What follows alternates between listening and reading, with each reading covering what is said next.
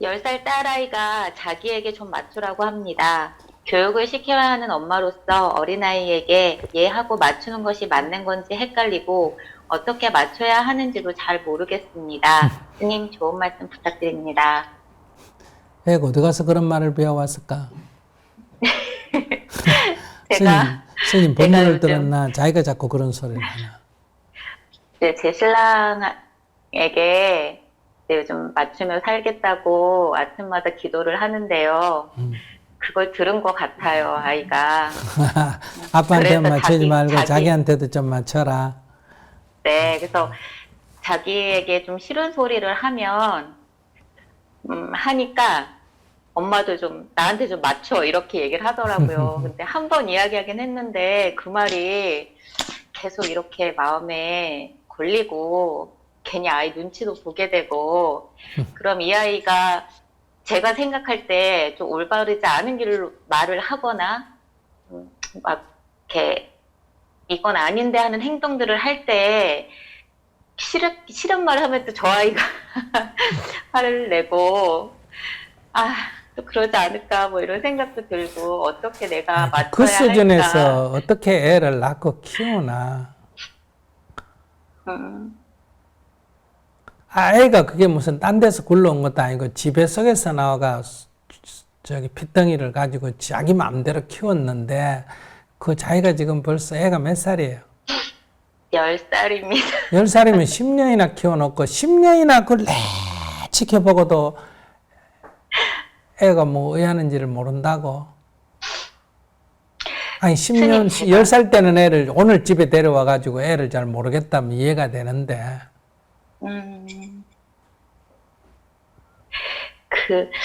그, 제가, 이 신랑이 좀 이렇게 생각대로 되지 않거나 뜻대로 되지 않으면 되게 신경질을 내고 무시하는 말들을 많이 해서 제가 많이 괴롭게 살았어요. 근데 큰 딸이 요즘 아빠처럼 저한테 행동을 하는 거예요. 그래서, 아, 이렇게, 그러니까 이 말도 그런 이제 짜증과 화 속에서 저한테 했는데, 제가 이 말을 들으면서, 아, 내가 그동안 우리 신랑을 미워한 과보를 이렇게 받고 있나 보다 하면서 마음이 되게 복잡하고 답답하기도 하면서, 아, 내가 진짜 이 아이의 앞으로의 삶을 위해서 어떤 마음을 지금 내가 내야 할까 이런 생각도 들고요, 님. 그러니까 아이가 마음이 보면 아빠하고 똑같은 짓을 하니까 이제 당신이 그러니까 애가 저런 본을 받지 않나 이렇게 얘기하는데 그렇지는 않습니다. 그러니까 엄마는 거울이거든요.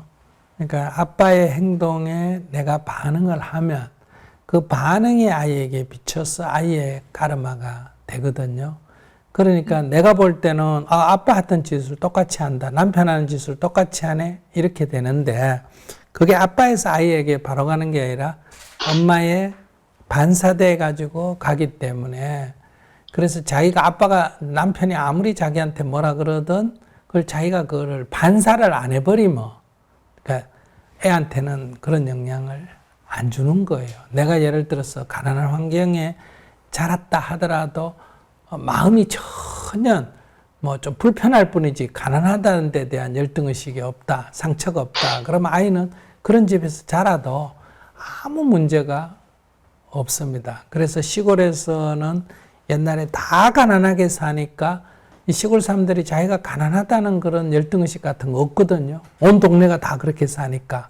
그러니까 시골에서 자란 아이들이 비교적 건강하거든요. 도시에서 자란 아이들은 이 가난한 집에서 자란 아이들은 상처가 굉장히 많습니다. 왜? 부모가 우선 상처가 있고 도시에서는 비교가 되니까. 또 학교 가면 어때요? 아이들 사이에 계속 비교가 되잖아요. 의사집 아들, 변호사집 아들, 뭐 공무원 누집 아들 이러고 자기는 뭐 노동자 아들 이렇게 되니. 근데 시골에서는 다 사는 게 다 비슷비슷하다 보니까 그래서 시골 아이들이 심리적으로 비교적 건강하거든요. 뭐 지금은 이제 시골이라고 이제 그렇지도 않겠지만은 아무튼 그래서 딸이 자기에게 맞추라는 그 말에 너무 신경 쓰지 말고 그건 이제 이렇게 이해하셔야 돼요. 그러니까 자기 생각으로 아이를 본다는 거 아니에요. 내 기준으로 네가 잘못했다, 네가 잘못했다, 네가 잘못했다. 근데 아이가 10살이면 10살의 아이 입장에서는 이걸 어떻게 생각할까? 이걸 어떻게 보고 이럴까? 관점을 이렇게 갖는 게 딸에게 맞춘다는 의미가 됩니다. 딸이 하자는 대로 뭐든지 다 예예예예 해주는 게 맞추는 게 아니고 자기가 이제 그냥 얘기하지 말고 내 생각으로 야단을 치든 싫은 소리를 하지 말고 어떤 지적을 할 때도 10살짜리 아이의 입장에서는 이 문제가 어떨까? 공부를 안 하고 논다. 그럼 10살짜리 아이 입장에서는 노는 게 정상이잖아요. 내 입장에서 볼 때는 왜 공부 안 하고 노냐 이러지만 10살짜리 아이 입장에서는 노는 게 정상이라는 거예요. 그러니까 그렇게 아이 입장에서 뭘 먹고 싶은 것도 마찬가지 아이 입장에서 그렇다는 거예요. 그러면 아이라는 것은 지혜로웠냐 어리석었냐 하면 어리석은 아이예요. 그러니까 아이가 그렇게 하는 거는 이해하지만은 그럼 엄마가 왜 필요해요? 그러나 아이가 그렇게 하는 거는 먼저 이해를 하면 내가 짜증이 안 나는 거예요. 애 입장에서는 그럴 수도 있겠다. 그러나 너가 미래에 좀 더 나은 사람이 되려고 하면 먹고 싶어도 어떤 건 안 먹어야 되는 게 있고 가고 싶어도 안 가야 되는 게 있고 하고 싶어도 안 해야 되는 일이 있다는 거예요. 근데 아이 입장에서 그걸 지금 알 수가 없다는 거예요. 그러니까 그런 입장에서 그러니까 화를 내서 얘기를 하지 말고 이해를 해버리면 화는 안 나는데 그러나 얘야 그래 이해는 하지만은 그러나 그것은 하지 않는 게 좋단다 이렇게 접근을 하고 그 안 돼! 그 왜 그래! 이거 하고는 성격이 전혀 다르다는 거예요. 첫째 뭐 하고 아이의 수준에서 어떤 행동이든 이해를 하고 그러니까 이해를 하면 화는 안 나요.